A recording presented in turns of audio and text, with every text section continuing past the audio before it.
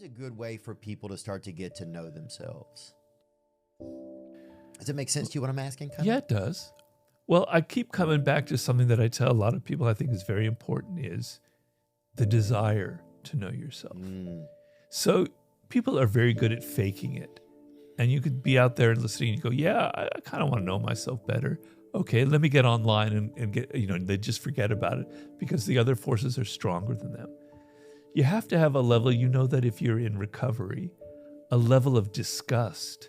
You have to hit bottom. Yeah. You have to go, I don't want to be like this anymore. I want to find out who I am. I want to touch that core of individuality that I know is still within me, that soul that I believe is still there.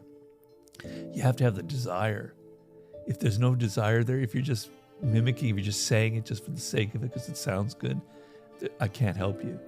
But if it's still there, yeah, you want to start by, there are many paths you can take. A very good path is to take a journal and start journaling, right?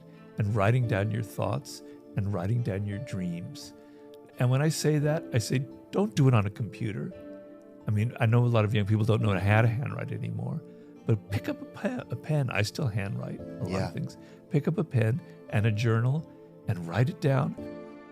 Dreams, I know this sounds woo-woo, but it's not.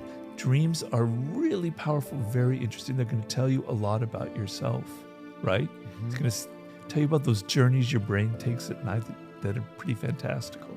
Okay, you write that down. You go back into your childhood and you go, what was it that made me so different, that was so weird about me? What was it that I was attracted to? As you go through that process, things will start coming up. It's like you're digging, you're excavating, like you're an archaeologist into your own past. Yeah, it's like using a brush and brushing off and you see a little bit of bone and then you're like, what other questions can I ask around here that might help me remove a little more dirt? Yeah, and memories will come up, like your memory when you're 2 years old and your brother popping up his head. Things will start coming back to you. And you'll start connecting to who you were when you were young, and you're connecting to who you were as an adolescent. Adolescence is an extremely important part of our life. It really is almost the most formative part. It's where we really made that turn into this or into that, right? And I find returning to your adolescence, returning to those strong, powerful emotions that you felt, those sexual things that were just so overwhelming.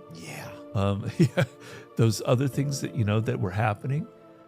Returning to that, because psychologists have studied, that is the period when you feel what makes you different the most, right? It's when you feel the most rebellious, when you understand, this is who I am. I'm not like my parents. You're 13, you're 14, all of a sudden you go, I don't have to be like mom or dad. In fact, I want to be totally different. Adolescence is like a really key thing to go deep into. That will show you a lot about your individuality, about who you are.